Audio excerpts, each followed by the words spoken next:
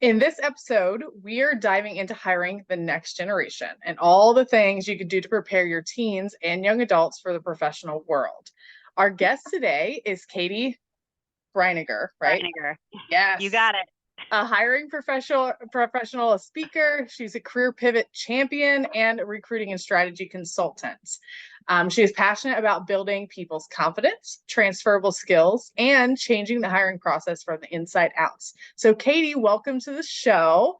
Let's just start by letting you just kind of introduce yourself to our listeners. Yeah, so like you said, I'm Katie. I have been in some capacity supporting job seekers for over a decade, which makes me feel really old. But I am also a mom of three. I have a teenager at home, and we're having a lot of these conversations too. And it's one of those things where I'm so great at helping others who are, career searching and interviewing and things like that. But, I'm mom, so I don't know anything to him. So interesting. I'll just play this back later and we will cut out the part where you introduced me so he'll think it's a stranger. But I've really become passionate about just helping job seekers present in the best way so that they can be really confident when they go into kind of the new professional world that they're entering. But also, I am an internal recruiter. So I help from the inside out in changing the process, making it more accessible. And I really have a great idea of kind of the wide variety of what hiring managers are looking for, sort of at every stage of the career path. So I'm really excited to share that today. No, that's awesome. We're so glad to have you. And I love that. The internal piece is so cool because it's like, ooh, what does that mean? Like the internal hiring, it's like it's exactly what it sounds like. How can I change the process? How can I help with all these strategies? And I would assume also like how to move up within companies, not just hire externally and whatnot. Yes. So I tackle everything. I actually have been very blessed and I'm excited because the companies that I've been hired into, including my most recent, the position is newer for them. So the process, it's one of those situations where they know the process could be better and they are asking me, hey, how can we do this better? And that gets me so excited. It gets me out of bed in the morning, to be quite honest, because there's just a lot that we could do better internally too, right? I mean, you're on LinkedIn, it's how we connected. So you've seen that there are a lot of complaints out there about hiring process in general. And I get to be part of kind of making that better. And I also get to help with career mapping and making sure that there is some kind of career path and what does the development look like and all of that. So it's a really exciting place to be where I can help job seekers and still work kind of internally and help change the process in its entirety. No, and that's awesome. And I think that's why today's episode is so important because youth, it's challenging. I hear so many students all the time that are coming out of college. They're like, man, I got this degree now, but I can't get a job. And I think, yes, colleges have career services office, and I always recommend utilizing them, but they're still a college resource. They aren't always in industry, and industry changes so quickly. So being able to have you on this call and talk about like, okay, how can these students that are coming out of high school or college be able to get into their career field that they're wanting to get into. Can you talk a little bit about kind of what employers are looking for in this day and age, especially in a post-COVID world where I know a lot has changed? Yeah, so the market is swinging. It swung pretty hard one direction where it felt like you could just kind of throw out your resume and just land a job, just willy nilly. There were jobs for everyone, and now it's a little more particular, which is honestly probably more common. And that's what I would say students should really expect is the more difficult landscape. And I'm not saying it's right or wrong, but it's just kind of the world we're in right now. And so I think that there are going to be a few things that you can do to stand out. But I also want to just kind of drive home the fact that it really is a numbers game at the end of the day. You may not get the first job you apply for. In fact, you likely won't.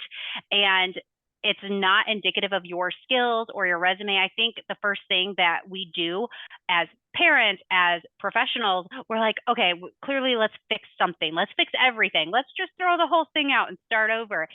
And it's not always necessary. I will say if you've, applied at a few places and you're really not hearing back at all, and now we're applying for 10 places, now we're at 20 places, maybe let's take a look at some of those kind of more basics, the resume, your outreach, things like that, they can go a long way, but it really is a numbers game, and it's getting a little more particular. So students should really come prepared to talk about any, first of all, if they're going into any field where there's any kind of software involved, they can study that even if they don't have a job yet. And I understand that, but watch some YouTube videos, get familiar with the language.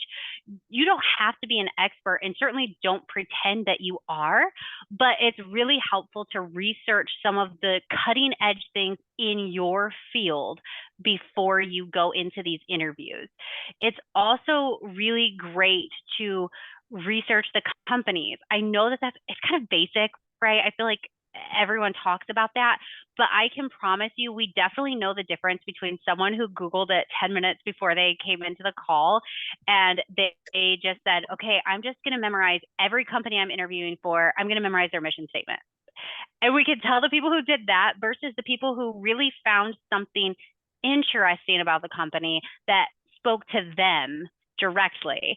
And that's going to go further for you. So, for instance, I am now in the steel manufacturing industry by happenstance. I don't know how I ended up here. I'm really glad I did, though. And it was brand new for me. So, like a college grad, I'm putting out feelers into this industry, and I had not a single clue.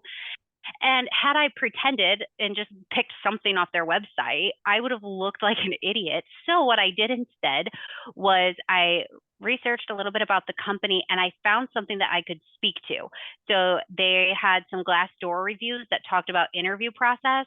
Well, I'm an expert in that, so I was able to pull from that. But if I were brand new and didn't have work experience, I probably would have talked about sustainability, because that is another thing on our website that especially the younger generation seems to be pretty passionate about. And I would have just talked about, even if I didn't know a lot about sustainability, I could have talked about how I felt it was important, or how, I participated in a recycling drive at such and such event, and this is why it was important to me, and so on. So you really tie something personal to something that the company has shared, and that shows genuine interest. And for someone just entering the workforce, I think genuine interest is probably the key driver, because you don't have a lot of work experience to judge, and that's fine. So what else can you bring to the table? No, I think that's so important, because so many students, they get that. I see it all the time of like, well, if they would just give me a chance, of course I don't have work experience yet, but I can't get it unless you hire me. But I think that point of that there are other things you can bring to the table, and that is experience. I mean, school projects, other things that you've done that maybe weren't work, but they were valid experience that applies to that job. I think that is so important. I love that. And I love that concept of bringing in that whole aspect that young adults and teens of this generation, they do care so much about the sustainability and those things. And that is a great idea of like, look at what that company, why would you want to work for that company? And that could be a reason why. And that's what you can talk to. And I think you could probably agree to this, that these students, if you can show that you are super excited and passionate about that company and that mission, you're like, man, I really want to work here. That goes a long way with a hiring manager. I mean, tell me if I'm wrong, but I would imagine that You are not. You are not wrong. Our hiring managers will talk a lot about, well, I just couldn't tell if they really wanted to be here, or I got the sense that they just wanted any job, like any job would do. And that doesn't go a long way in keeping you kind of top of mind. Because remember, I mentioned a numbers game. You are up against other applicants, other recent grads, others with maybe 1 or 2 years of experience, whatever. And if you're not excited about the role for some particular reason, it's going to be harder to kind of remember the conversation and to be excited about you as a potential employee. Yes, and I think that's so important, especially for, students. I get it. I mean, when I was a teenager, I was so shy and so quiet and all these things. So that kind of brings around to that soft skills aspect, which we talk a lot about. I know parents are like, oh, how do I get my teenager or my young adult to kind of come out of their shell a little more and show that confidence and show that passion, because they might be introverted, they might just be shy or timid or feel insecure. So what would be those soft skills, and how to really showcase those in the interview? Confidence is a big one, and it's a tricky one, right? Because you might not be confident. So I definitely suggest one, pretending. Like, so I would suggest a lot of practice interviews, mock interviews. If nobody's available to help you, just practice talking about yourself in a mirror. Have just a quick bullet point list of things that you know you're good at. And when you repeat those to yourself, it's easier to build confidence. So that's one thing you can do. Another thing, obviously, eye contact. It's really important, but it's also incredibly painful for some people. So I always tell students when I was teaching job skills to students in the public schools, I would tell them, look at their eyebrows or look at their hair. You don't have to stare into their eyes. That feels like you're staring into their soul. It feels vulnerable. It's weird. You look close enough to their eyes, but maybe just a smidgen off, and no one will know the difference, and it's fine. So that also kind of exudes confidence. And it's also okay to be nervous and to acknowledge that. I've had students say in an interview, I'm sorry, I'm just a little nervous. Do you mind if I take a second to kind of calibrate my answer a little better or whatever? And then they take a moment and then they answer. And that's fine. And that doesn't impact kind of how we would consider them as a candidate. So I would say definitely practice as much as you can. There are so many free resources on just typical interview questions, things like that. Get the basics down so that you have kind of a fallback, and then that does help your confidence because you don't feel like you're going to be just making it up on the spot, because that's not for everyone. And if they ask a question that you haven't rehearsed and that really throws you off, it's okay to say, that is a great question, give me just a second, I hadn't thought about that, and then answer. It's fine to take a pause. I love that. And I love that response. I think that is so powerful. And it shows that employer that you are okay, like stepping back and saying, you know what, I don't know the answer to that. Because let's be honest, nobody loves a know-it-all or somebody that pretends to know everything, because that nobody does. Nobody knows everything. And I agree with the practice for sure. I mean, when I work with my one-on-one clients in this space, I definitely I'll tell them, pull up a Zoom or Google Meets and literally record yourself answering questions and then watch it. I know it's awkward and uncomfortable, but practicing and then seeing yourself and then tweaking those things makes all the difference for sure. So no, that is awesome. I love that. So I know we're talking a lot about the interviewing piece, but like you said, it can be challenging in the beginning to even get to the interview space. So what tips would you have? I know networking is a big one, and even though it is a numbers game, I think it's also a lot about who you know. So could you talk more about how young adults and teenagers can start to network and build that network of people and to grow that, so that maybe that helps a little bit with that job search process? Yes, so there are a couple different avenues, particularly for recent graduates or even individuals just starting. Maybe they're just starting college to start now. One, showing up on LinkedIn. Show up, create a professional profile. I have a lot of tips and tricks on that if anyone needs them, but create that professional profile, have an appropriate picture, list what your major is. And you could even in your about section list why you're passionate about that particular major or what you're looking to do and where. So kind of give people kind of a heads up and then engage in conversations about those topics that fit into the job that you're hoping to achieve one day. This is going to get you in front of a wider audience. And then when it is time to apply, you'll remember, oh, I connected with so-and-so on LinkedIn. They've seen my post. They comment a lot. I'm going to reach out and see if they might have a job opening or know of one. And it goes kind of both ways, because then so-and-so might remember you, the student, and say, that is someone that I really want on my team. There's a lot of young insight there. And employers are excited about that. Don't discredit your new insight. Fresh eyes are really critical to the growth of any company. And I think that hiring managers know that. And even more so now, they're realizing that. So don't be afraid to share your opinions and your insights on LinkedIn. And just keep in mind that it is a more professional platform. And so just kind of, mind the type of language you're using and things like that. But I show up 100% authentically there, just as much as any other platform. So there's definitely a kind of fine line to it, but that would be one way. The other thing is definitely take advantage of your internships. And if the company offers a co-op where they will even employ you for that, maybe summer before you go back to your senior year or something like that, take advantage of that. And if they are not going to hire you on for whatever reason, maybe they just didn't have a full-time opening or whatever the reason might be, or maybe you want to go to a different area, then at least connect with the hiring managers, anyone on the team that you've supported, and get really great reference letters. Have them comment on your LinkedIn, giving those recs right there on your profile so people can see those. Really take advantage of that time you have in the company. And also, while you're there, be tracking your metrics. What are you doing there? How are you impacting the team? Because that is absolutely going on the top of your resume when you're ready to apply. No, I think that's awesome. And it definitely leads into one of our other questions about the internships and that role that that does play in your career insights and all the things. And I mean, you nailed it right on the head. Like internships are huge for getting into that career after high school or grad or college. And I think there's a lot of internships. I think people think internships, even parents a lot of time think internships, oh, but they have to be in college for that.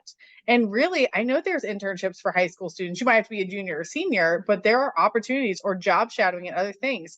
And because not everybody wants to go to college. So could you talk a little bit more, I guess, about what that looks like for parents that are like, well, my kid, they might not go to college. So how can they do these things that we a lot of times think it's for college students to get into career fields?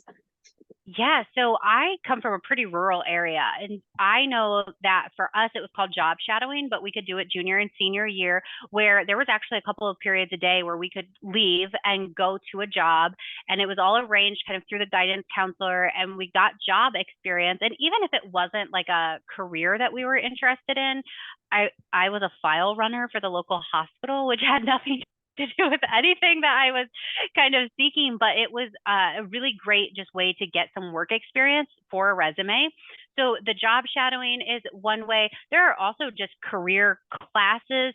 Also, if the school has a debate team, a government team, anything like that, those things count too. I really think that the importance of involvement, I will say if it's involvement that your student is passionate about, then it goes a really long way. But I also don't want parents to think that their student has to be in everything to be successful, because that's not the case either. I also am a huge, huge fan. I'm a huge fan of technical schools. I think that they're kind of underrated also.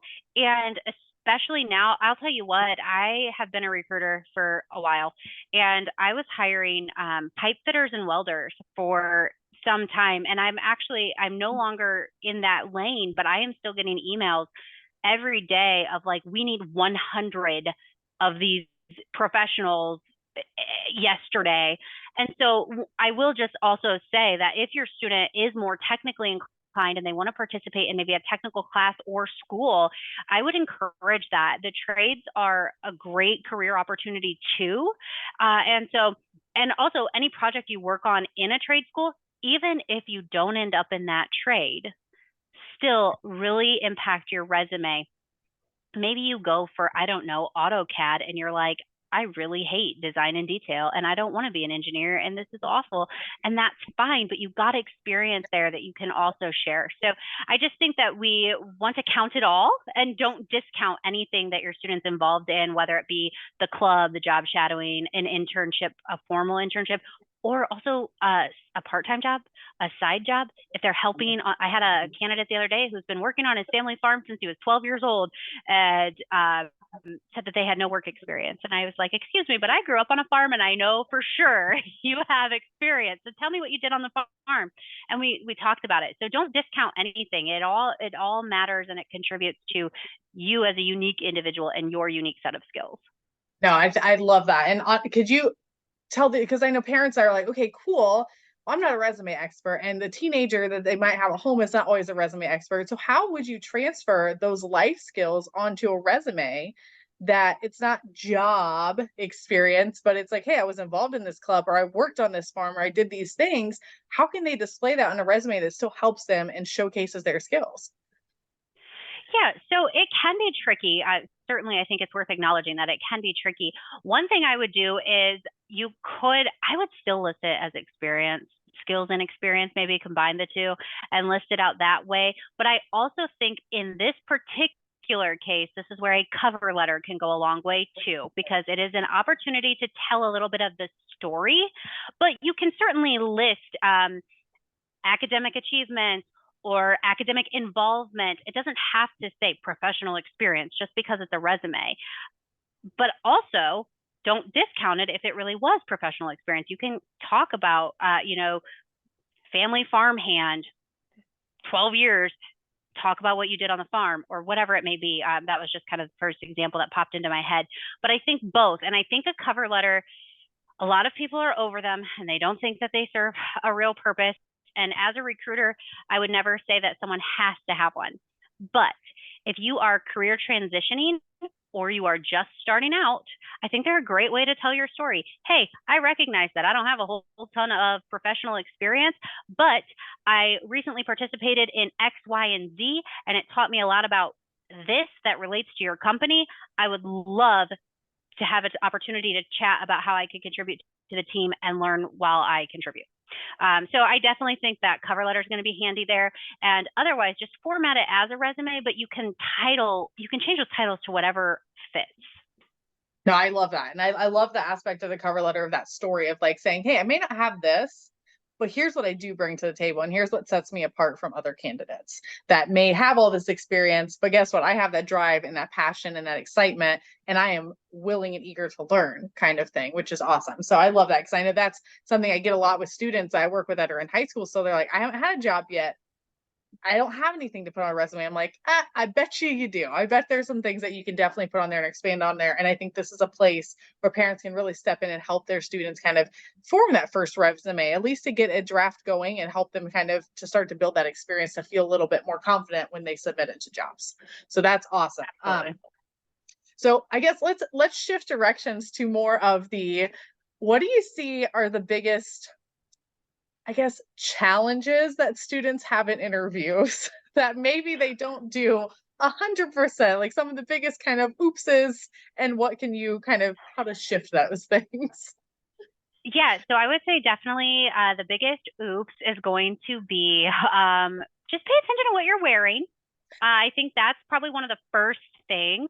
And also, I mean, and that's simple. Like khakis and a nice shirt is fine. It doesn't have to be, but I would just keep in mind like how things fit and what they actually are. So that would be really important. And then I would also say just how the language that you're using, making sure that you are demonstrating a level of kind of respect to honestly the same way you would talk to a teacher or a parent or maybe your grandmother or someone at church, like just with that level of respect.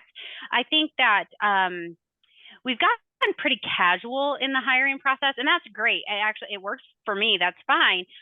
But especially when you're just entering the workforce, there's already that question of, is this person ready for the workforce, right? Because we know they haven't had a lot of experience.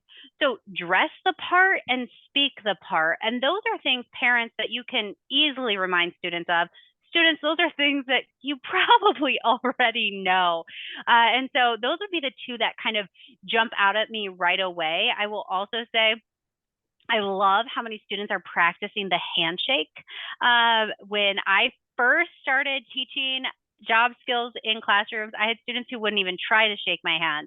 And I had to teach them about a firm handshake. And that is great. So have a firm handshake, but don't try to hurt the interviewer. I've had a few recently that were going a little hard, and I was like, oh, okay.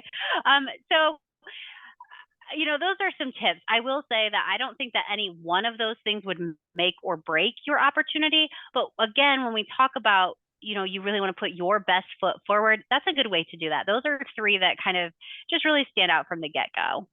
I agree. I think especially in this younger generation, because like you said, a lot of things are more casual. You have all the social media, you have the texting talk, not like professional talk anymore. And you can still, interviewing is still kind of old school though. Like you still want to show up in that old school way of being professional, shaking the hand, dressing professionally, keeping things to a minimum and not going crazy with stuff and not being excessive, at least for the interview. It doesn't mean that you have to be that way every day in the job, but for that interview piece of being somebody that maybe you're not always that person, and that's okay, but for the interview to show up and be as professional as possible. And I think that's a struggle, especially since post-COVID. And man, a lot of classrooms I've been into, that professionalism is not always there. I mean, a lot of teachers are more casual with their students. They call their teachers their first names. There's no longer that Mr. or Mrs. and these things.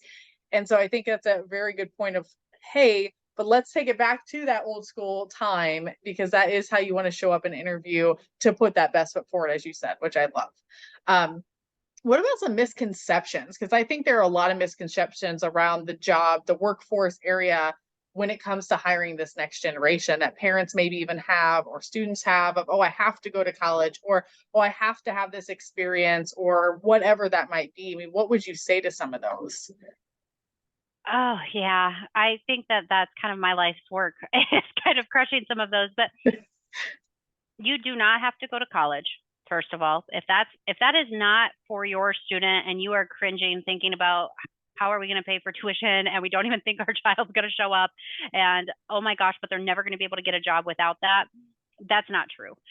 It's just not. And I will say the landscape is rapidly, rapidly changing around that. So much so that even jobs that post, you know, you have to have a bachelor's degree or you have to have whatever, even those, a lot of companies are taking them down and reposting them without that requirement. Not everyone, not everyone. I will say that there are still some. So I guess one thing a student should definitely do is if they have like a specific company in mind, which I do kind of warn against. I think you should be pretty open-minded. But if you have a particular company or set of companies in mind, well, then do your research. Because if they're not flexible on that, well, then you know you've got to kind of get it done. But otherwise, the degree is not as important as how you show up in your outreach, in your resume, and in the first couple of interviews. I think that there's also kind of this misconception that you know, if your resume is not perfect or if it's not super full, you won't be considered.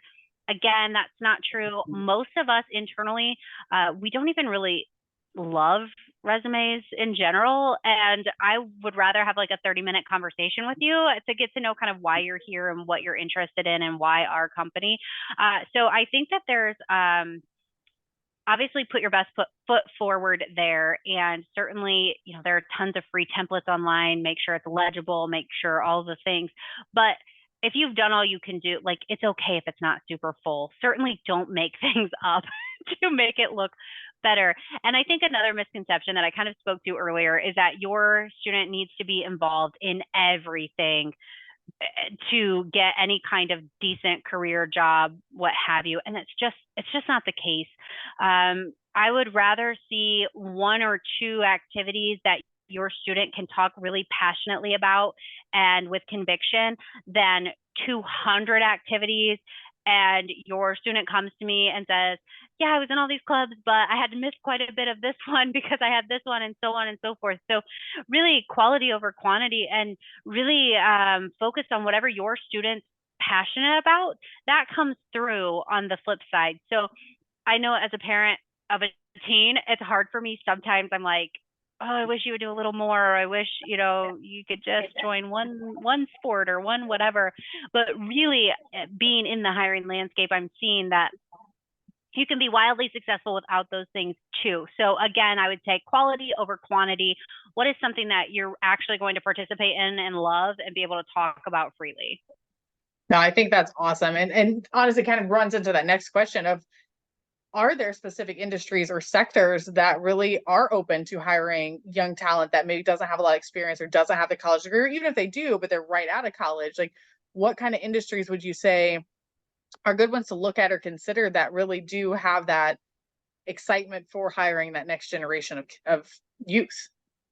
Oh, there's so many. There's so many. And honestly, this question is kind of surprising. The answer is surprising to me because industries that you wouldn't expect. So I just mentioned I jumped into the steel manufacturing industry. That's a very traditional industry. We love to hire college graduates. We have an amazing career mapping opportunity. I also spent some time in tech, same thing there. I would say focus on a more established tech company rather than a startup. Startups will be excited to hire young talent, but I just kind of worry about the sustainability of the role in general. So just keeping in mind the market, right? Like we want to go into a field that's going to be around for a while, and tech is, but some of the startups, they fizzle out kind of quickly. But that could also be the thing that the student loves. If they love to get in with a startup and they just know that, okay, every couple of years I'm probably going to have to go to a new startup because, right, they're only a startup for so long. If they know that, then that's fine. But that's an industry, tech in general, they get pretty excited about that. Honestly, any of the trades, the unions get excited to bring in fresh graduates from trade schools. I mean, you can find a job in about any industry, but you really need to be open to a couple of things. One, I would say, don't put a whole lot of stock into the actual title. So don't limit yourself in terms of the title.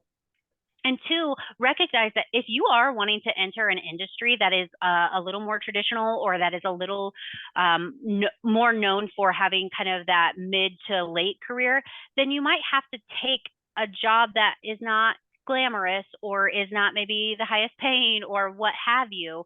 And if you can afford to do that, then fresh out of college is the time probably to explore those things. So I think that is one thing that we do see sometimes, is that students have heard about, like, oh, this certain industry pays so much. I want to do that.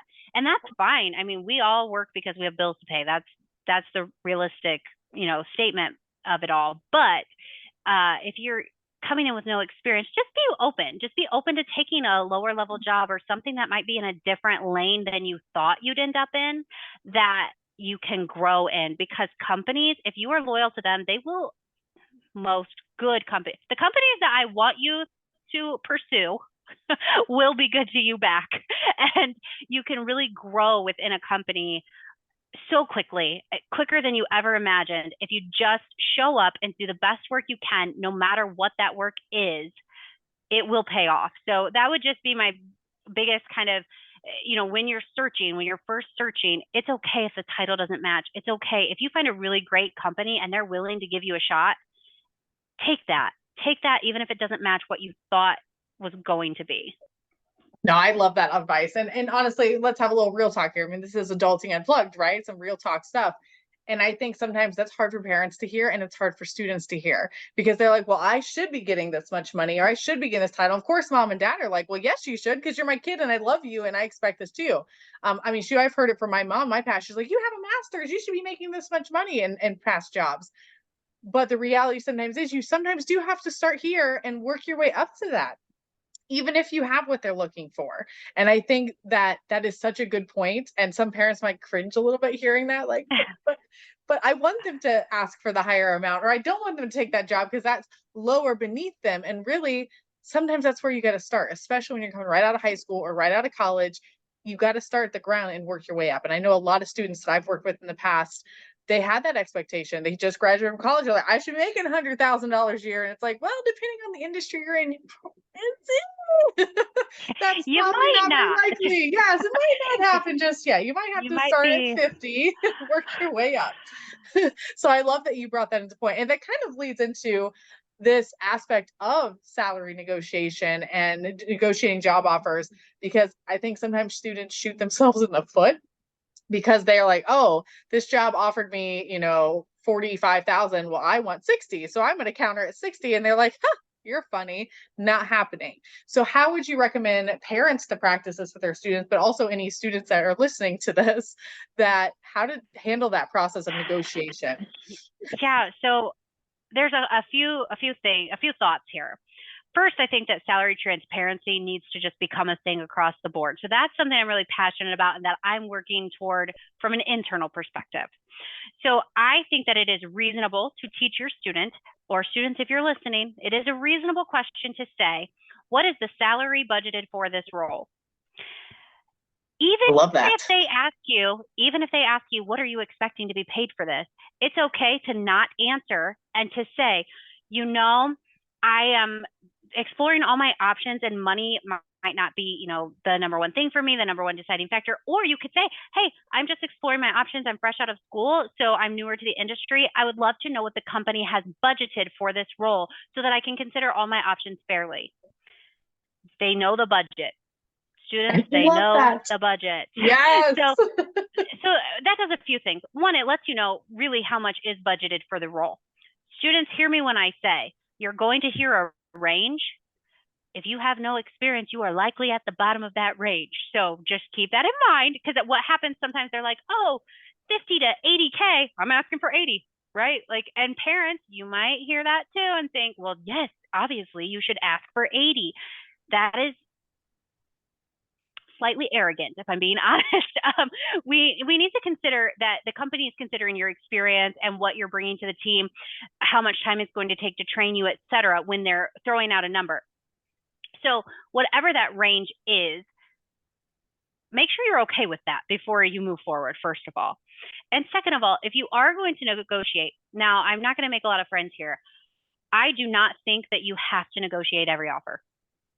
Sometimes you get an offer and it's great and you're like excited about the company and you're like, you know what? 75K is more than I ever thought I would make. Perfect. You don't have to, don't tell the company that, but I'm saying you don't have to negotiate. Everyone kind of berates me for that, but I don't think you have to negotiate every offer. If you are going to, I want you to keep in mind your experience level and all of the things about the company. Consider all the benefits, consider if they have a bonus structure, consider what you're bringing, consider if you have to relocate, all of those things. And you can counter, I would say, within $10,000. If it's going to be more than that, if you're asking for more than that, then when they told you the budget in the beginning, you might not have really been listening. And I'm just trying to be real here. And also I will say, if they present you the offer, you can say, hey, is this offer open to negotiation? It's okay to ask that question. And whoever, typically HR or a recruiter, will say to you, no, I actually talked with the hiring manager and that I asked them what the best and final was because I knew you were interviewing with other places. So this really is our best and final. Or they'll say, I can try. I'm not sure how it's going to go, but I can certainly, put in a counter for you if you'd like. So it's okay to have those conversations and be really frank and honest about it. But I really don't think every offer needs to be negotiated. If it's within the range and you were okay with that range, great. You got your foot in the door at a great company that you're excited about. Congratulations. That's the win. That's the win. So I would say be mindful, be humble when you're negotiating. And even though every guru ever online ever tells you have to negotiate every single salary that's ever presented to you, it's just not true. I just don't believe it. No, I agree with that. And especially because I've even seen directly situations. There was actually a parent who put their whole post on social media a couple weeks ago. And it was this situation where their young adult had just graduated from college. It was their first job. It was a company they really wanted to work for. And they made the offer. And the girl was like, I'm good with this offer. But she talked to mom and dad about it. Mom and dad like, well, really, you should be, up here and it's okay to negotiate and you should ask for this much more. I can't remember the gap on like how much more it was, but the company actually came back and turned her down because they were like, no, like this is the offer. Like we talked about all this and now you're all of a sudden coming back and saying, no, I want this much more money. Because sometimes it does come off as greedy or these other things, especially if it's not done correctly. So I wanted to address that because I know that is something. And then the mom was distraught. Like, did I ruin her chance at this company and all these things? Now she's mad at me. And so I think that is so powerful to be like, you don't always have to negotiate unless you truly believe I am worth more than that, or I know that the budget is higher or whatever. And some companies, especially like government companies, if they give you a range, that's not a range to negotiate. That's you're starting here and the potential is up to here for when you are there for a while. And I think a lot of people don't realize those things. So yeah, and it's also like the range is really like you mentioned, it's dependent by company, and some of them just because of the way their internal kind of setup is, like they really have to start you between here and here to make it make sense so that as you do grow, your salary grows as well. And here's the thing I want every student and parent to hear above anything else, any money, any benefit, anything. And I know this comes off really Pollyanna, but if your student can find a company that has a really great culture, truly, not just a mouthpiece culture, but a truly great culture, and has a really solid plan of career mapping that they can share with you. What does career growth in this role look like? And they can actually answer that question. You have won the game, my friends, and everything else is just icing on the cake, as long as that wage is fair market value. And I will tell you, There are some shady companies. If you get a super low ball offer, obviously that's not somewhere you would want to work. But for the most part, companies are using very similar market data to come and we all want to be within range. We don't want to waste anyone's time. We're trying to be fair too. So that's when I would say that. Now, I do want to say there are certain times when you should negotiate. If you really were lowballed and it's not even within the range, you can say, hey, thank you so much for considering me, but I know that when we started this conversation, that we discussed a range here. Unfortunately, I really do have to be within that range to make this work. Is there any room for negotiation? It's okay to call them out on that. But otherwise, if they show up within the range that they said they would, and it's a great company and you're excited about it, do not shoot yourself in the foot by trying to get more money. Especially, I've seen candidates lose roles over $5,000. You're not even going to see $5,000 on your paycheck hardly when it comes to being paid out. And the reason they lost it, to be clear, was not because the company was unwilling, but it was their approach. So they were very rude and very kind of condescending about it. And so had they taken the offer, they could be with a really great company, but because they wanted to argue over $5,000, and I think that was a case of, well, they said I should negotiate, so I'm just negotiating anything. So just keep that in mind. I don't think it's a must have. No, I love that. And I think that's great. And so, well, I mean, to kind of wrap up this conversation, which has been amazing. And I mean, for me, because I'm like nerd now, because this is like my wheelhouse. I love the career stuff and helping these next generation. But what would you say if you were to give like some really just, here's what you need to know about raising the next generation of students, helping them in the workforce? So maybe like a parent tip and a teen or young adult tip for going into the workforce. What would you say that would be? Yeah, so I would say parents, prepare your child as much as you can, kind of on the back end, whether it be helping with the resume, helping with interview prep, whatever, but then let them kind of navigate the system by themselves. If they are coming to you saying, oh, mom, or dad, I kind of really messed up in this interview, instead of blaming the interviewer or whatever else, ask them, oh, well, what could you have said differently? What would you have said differently? Remember that I mean, it's go time, right? It's adult time. So I would just say you've done so much on the back end. Absolutely prepare them. But then once you've done that, let them try it. Let them figure it out. And also, please don't force your child to go into a career that has more money just for that. So if they have something they're really passionate about and it can be a job, a steady job, great. Then let them do that. Because in the end, like if they don't love it, they're not going to perform well, right? So that would be my parent tip. My student tip would be, and I guess this could be for parents too, really take some time now before you're job seeking to figure out all the different careers out there. I think that your mind might be blown when you realize how many jobs exist in the world that you know nothing about because you view, your kind of community versus the whole big wide world and what's out there. So I didn't even know recruiter was a real job. I didn't know that was a thing, like an internal recruiter. I did not know. And even my dad called the Better Business Bureau when I got my job because he thought I was scammed. So parents and students, just do some exploration. And also remember, it's okay if you start one career and you have to pivot. It's okay to pivot, but do some research ahead of time. Figure out what all is out there. There are some really great, rewarding careers that will be sustainable and will support your lifestyle that you've probably never even heard of. So really dig into that. Yes, and shameless plug, parents, if you need help with that, I'm your girl, happy to help. We love all That. these things. Yes. So, well, this was an amazing conversation. Thank you so much, Katie, for being here, for all the valuable insights and experiences with us today. It's been really an incredibly informative, inspiring conversation. Like, I think this is so powerful for families. Everybody that's listening, be sure to connect with Katie on social, especially LinkedIn. And Yes, to learn please more on about the LinkedIn. things. Yes, definitely connect with her on LinkedIn. And we are just so excited to be here. We'll drop her link in the show notes so that you can connect right with her on LinkedIn and follow her for more great insights. So thank you so much, Katie. Thank you for having me. All right.